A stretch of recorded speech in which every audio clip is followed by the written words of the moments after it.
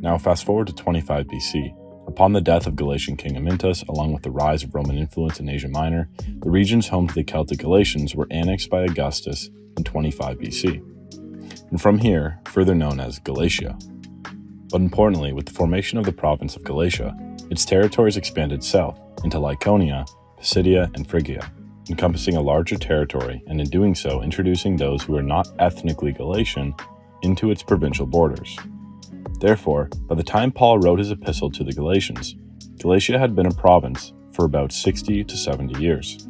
And while this province remained by majority ethnically Celtic, there were other non-Celtic citizens in the region.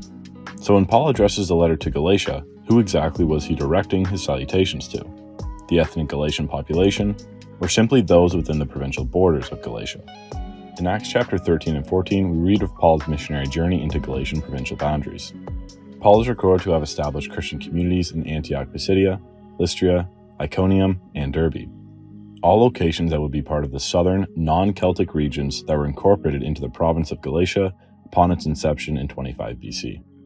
And so, if Paul in his letter to the Galatians is directing this letter to these non-Celtic groups such as Antioch, Lystra, Iconium, and Derbe, then it is likely Paul uses the term Galatians as a provincial term rather than directing the letter to the ethnic Celts of the northern regions of Galatia.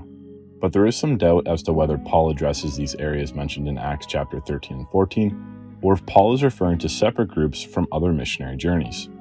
There is evidence for separate missionary journeys to Galatia, and we find it in Acts chapter 16 and 18. After being in Derbe, Lystra, and Iconium, Acts chapter 16 verses 6 and 7 read, "They went through the regions of Phrygia and Galatia, having been forbidden by the Holy Spirit to speak the word in Asia. When they had come opposite Mysia, they attempted to go into Bithynia. The Spirit of Jesus did not allow them. So passing by Mysia, they went down to Troas." Here we can follow Paul from the areas mentioned prior, Derbe, Lystra, and Iconium, to the areas mentioned after, Phrygia, Galatia, Mysia, and finally Troas. Therefore, we see that Paul explicitly visits the northern areas of Galatia, areas where the old ethnic Galatians resided. Specifically, what is interesting about these passages is that Luke makes an obvious distinction between the areas of Derbe, Lystra, and Iconium and the areas of Galatia. And although these previously mentioned locations are a part of the provincial borders of Galatia, they did not receive the Galatian title, possibly because of their non-ethnically Galatian populations. Therefore, one might rightly assume that if Luke does not describe those in Derbe, Lystra, and Iconium as Galatian, why would have Paul?